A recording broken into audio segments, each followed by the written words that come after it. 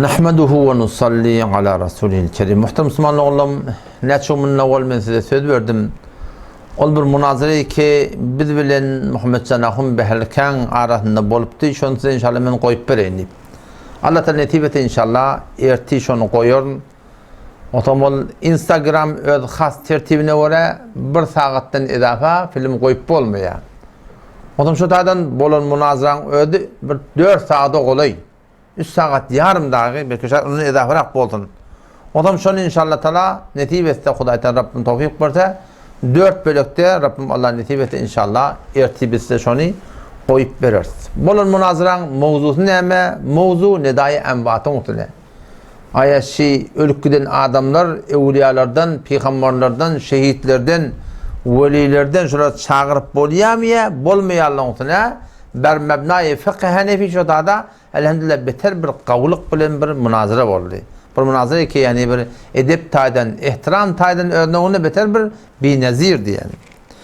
Bu münazara bir neçil münazarası. Umuman münazarada ne diye bir mutekellem tayin ediliyor da. Bir kepleye şunşudak bir cemaat bulup bariyatda.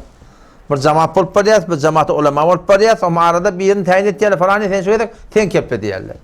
O şu açalım elhamdülillahi vel minne 3 sefer münazara oldu. Ve Allah Teala köp şükür neticesi beter kavvallı. Bir münazara ki yankı ol Kelalan mantıkasında şahsi biname Hadrahun Nowruzi tavsiyerleri munkar şefaat bulup Peygamber Huda Aleyhisselam'ın eti kıyametin şefaatini inkar edip hulasa şol Hudayın benneti dini Kur'an'dan bahsetmeli, Kur'an'dan başladı bahsetmeliler deyip hulasa bir münazara girdi o elhamdülillah vel minne kıyık çıkırak oldu. Ben o yüzden doğru bulur demeyedim yani elhamdülillah vel minne neticesi beter kavvallı. Yani şol aqidada oyda gelip berin ki eti kıyametin şefaat yok deyip berin adamların yüzden 95'i Huday'a köp şükür tövbe ettiler. Şu münazarada mutekellimeni koydular. O bir münazaradaki yankı ol Ahmet Ahun Tana takdir bilen akıladı men pir diye oturan adam Seyfiye Müslüman doğullarından başlıklarının biri o bilen münazara oldu. O da elhamdülillah vel minne neticede beter kavvaldı. Yani köp Müslüman doğullarımız yani şu münazara bilen tövbe ettiler.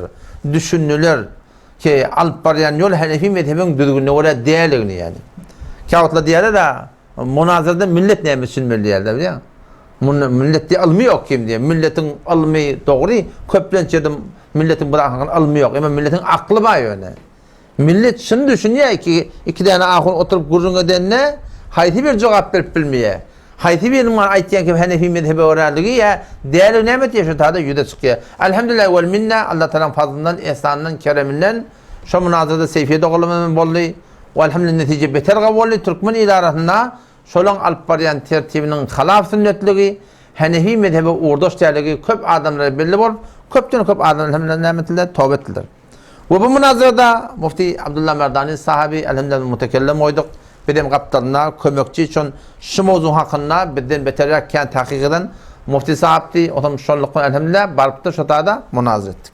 Yani münazaranın koymadan önce Allah netibesi erti inşallah koyarım. Bir nokta var, o da 4 bölüğü ki şu an inşallah size koyulacak. Son ikinci bölüğünün 5. dakikasında dahi. Şu arada ikinci bölüğün 5. dakikasında. Bir hatayı lefzi oldu Mufti Merdani'den. O da ne mi ki şu tarzda şu bahs var, evliyalar daştan çağırıp bolmayamıyor, bu bir bahsi. İkinci bahsi kabrın yakınına barıp biri eştiye etikat bilen, ey kabrın eti, falanı sen de bana dua ediyor diyen ki ayetmaklık ne yaparım? Halaf sünnet, halaf şeriat, diyanette yok kat. Ama Mufti Merdani sahip şu tarzda bir hatayı lefzi olup kulata bunu biz de kabul ettiği da yani niyeti şuna etmedi ki bir de çünkü şirk değerlerini kabul ettiği diyecek oldu.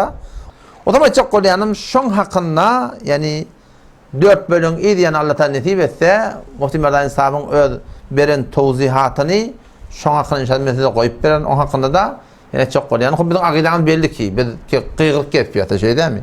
Evliyalar zatları vesile çok olan ya Allah evliyaların hürmetine peygamberlerin hürmetine deyip dua ettiği vakit. Demek ki evliyaların özünü çağırma vatandaştan bir ki belkol bir Hanefi mezhepte kullanma 4 mezhepte yok da Müslüman doğulam.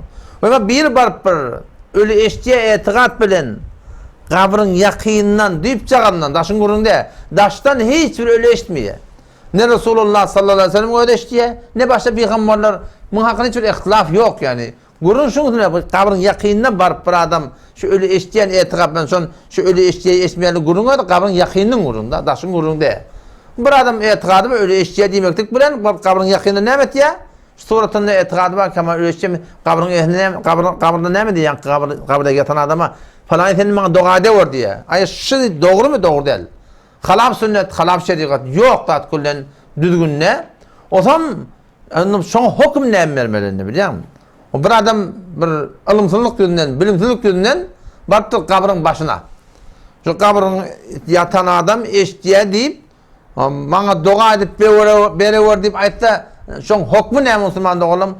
Hükmü son halaf sünnet, halaf şeriat. Doğru iş değil, ona hiçbir şey yok. Ama ayağına şuna şirk deyip boluyor mu?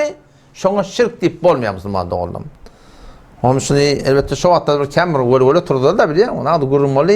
Her kime gerek bolsa, onlar iki ödün muvahhid bilirler. O siz iki ödün var akim bir yani İbn Teymiyye rahmetullahi aleyh yine şüphiyeti ediyorsun. Beter şulken gurun etiyaldi. Hanefi mezhep doğrulamadan hemen mezhep şey diye bana şirk değil mi ya doğru diye diyetten olan gurun yok. Todan kim tanıyarlar? Todan şey hakiki Vehhabiyle tanıyarlar. Şu mantıkada hakiki Vehhabiyle var. Şola dört mezhepten çıkıp ödeyanın ölleri o İbn Teymiyye bu İbn şey deyip yerdi da o İbn Teymiyye rahmetullahi ki Hanbeli mezhep biliyor musun? O zaman şola şu guruntu'nu mesela ağram tanıyarlar ve her kime gerek bolsa İbn Uteymin rahmetullahi aleyhden men şuna kıla fetvatını iyi vereyim. Ki bir adam kabrin yakınına barıp yankı cehalati, yankı halafsının amel etse batılı iştiptir, doğru ediptir ama şirk demeyaptır.